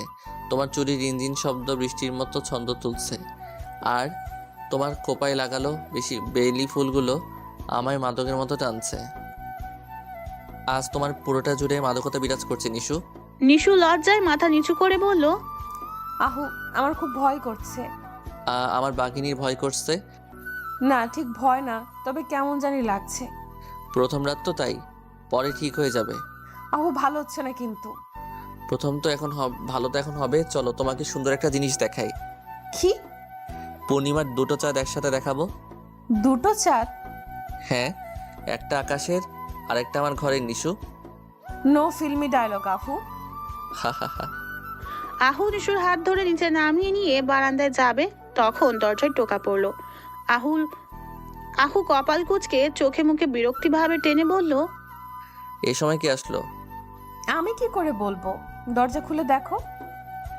আহু দরজা খুলতেই রেশমি আহুকে ঠেলে রুমে ঢুকে বলল, তোদের দুজনকে বিরক্ত করার জন্য দুঃখিত। আমি নিশুর বিয়ের গিফট দিতে এলাম। গিফট লাগবে না ফুপি, দোয়া করলেই হবে। রেশমি হাসি দিয়ে নিশুর হাতে র্যাপিং পেপার দিয়ে সাজানো পরিপাটি সুন্দর একটা বক্স তুলে দিয়ে বলল, হ্যাপি ম্যারিড লাইফ। নিশু বক্সটা হাতে নিয়ে বলল, ধন্যবাদ ফুপি। ওয়েলকাম টু আওয়ার ফ্যামিলি বৌমা। আজ থেকে রোজ তোমার সাথে বউ শাশুড়ি খেলবো। আর আগে গিফটটা খুলে দেখো। আহু, তুই অন্যদিকে তাকা। আহু অন্যদিকে তাকানোর পর নিশু বক্স খুলে 880 ভোল্টেজের ঝটকা খেলো। চোখ বড় বড় করে রেশমির দিকে তাকিয়ে বলল, এইগুলো কি aunty? Multi colour third paper বৌমা। কেন, তুমি না ব্র্যান্ড জানতে চেয়েছিলে? তাই পুরো সেট কিনে নিলাম, সাইজ মিলে নিও। তুমি তো আবার আমার মতো মুটু না, বরং পাটকাঠি। নিশু হাসবে না কাঁদবে ভেবে পাচ্ছে না। বিয়ের দিন শাশুড়ি তার ছেলের বউকে এমন উপহার দিতে পারে বলে নিশুর ধারণা ছিল না। নিশু ঠোঁট বাঁকিয়ে বলল, আপনি এখনো আমাদের ফার্স্ট মিটিং মনে রাখবেন? ওটা ভোলা কি এত সহজ বৌমা? আচ্ছা শোনো, বিয়ের সময় তোমাদের বাসায় একটা মেয়ে দেখলাম, চেহারা হুবহু তোমার মতো, নীল চোখ মেয়েটার। সে কে? আগে তো দেখিনি। ও ইস্যু, আমার বড় কাকার ছোট মেয়ে। এতদিন ভারতের দার্জিলিংয়ে পড়াশোনা করত, আমার বিয়ে উপলক্ষে আসছে। মেয়েটা দেখতে খুব মিষ্টি, লক্ষ্মী, শান্ত। ভাবছি রিমনের সাথে বেশ মানাবে। তোমার বোনকে। তুমি কি বলো? তোমার পরিবারের সাথে কথা বলবো। হ্যাঁ হ্যাঁ, অবশ্যই বলুন। আচ্ছা, তবে তোমাদের বউ ভাতের পর কথা বলবো। এখন তোমাদের সময়, enjoy baby, best of luck সংসার জীবনের জন্য। আর তার সাথে আমার মতো ফুফু শাশুড়ির সাথে সারা জীবন কাটাবে বলে স্বাগতম। রেশমি যেতে নিশু মাথায় হাত দিয়ে বলল, হাই রে গিফট, হাই রে মাল্টি কালার মাল, থুকু ফুপু। আহু কাছে এসে বলল, কি গিফট দিল ফুপি? নিশু জল দিয়ে বক্সটা পিছনে লুকিয়ে বলল, কিছু না কিছু না। আজব, লজ্জা পাচ্ছ কেন দেখি? খবরদার, একদম হাত দেবে না। ওকে কিন্তু বাঘিনীকে তার বরের কাছে বন্দি করবই। আসছে আমার বাঘ রে।